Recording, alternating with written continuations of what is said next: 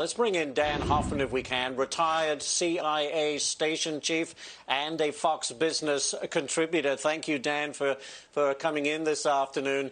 How on earth do we combat this criminal enterprise, which is clearly the best-paying gig in the world right now, people behind ransomware? They apparently can operate freely and, in many cases, garner a ton of money. How do we stop this?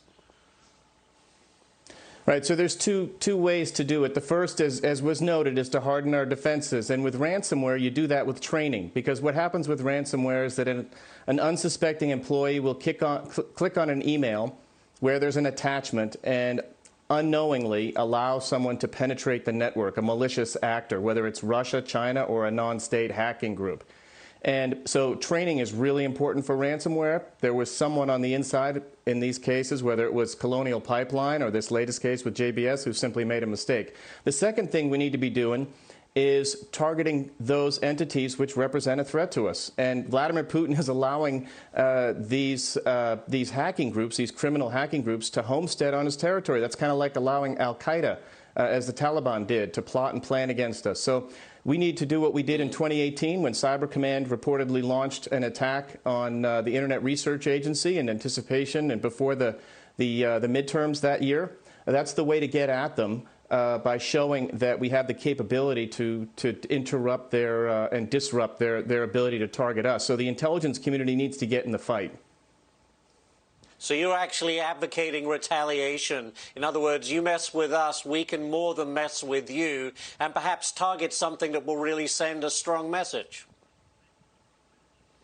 Yeah, I mean, the duty of our intelligence community is to detect threats way out left of boom before they're visited on our shores and preempt them.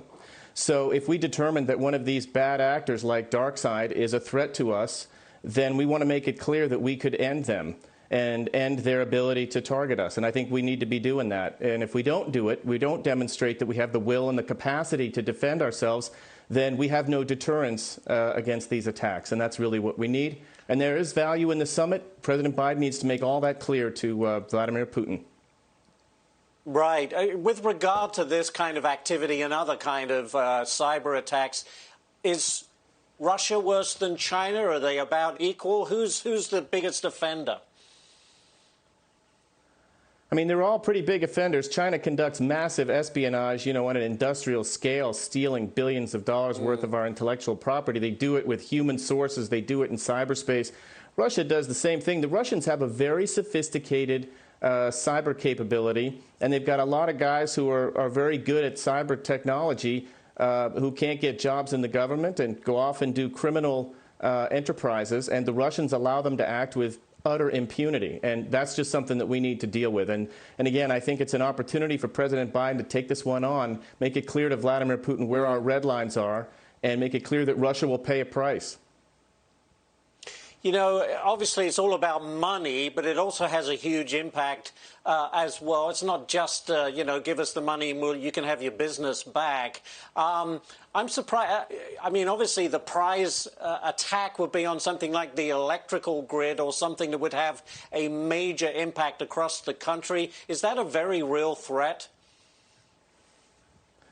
It is a threat, and this is our critical infrastructure. So you look at the Colonial Pipeline attack. That was our critical infrastructure. China's attack on MTA, also critical infrastructure. I think in Russia's case, they want to show that they can do it because they don't want to face any retribution for all of their own nefarious acts. You look at all the things Putin's done: invaded Ukraine, annexed Crimea, targeted his own people with chemical weapons, both in Russia and overseas in the UK.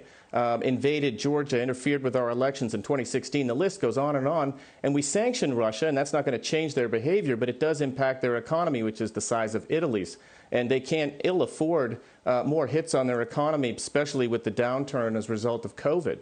And so what Putin would say is, yeah, these groups operate on my territory. It's not very plausibly deniable for him that they do. And he'll say, look, there's a price for me to deal with them. And that's going to be maybe that you reduce sanctions or you allow Nord Stream 2 to proceed, things like that. I think that's one of the reasons Putin is doing this and allowing this to happen. He's certainly very canny, but it's time to get tough for sure. Dan Hoffman, thank you so much for your insight today. It's very much appreciated and very interesting as well. Thank you. All right, Dan Hoffman, former CIA station manager.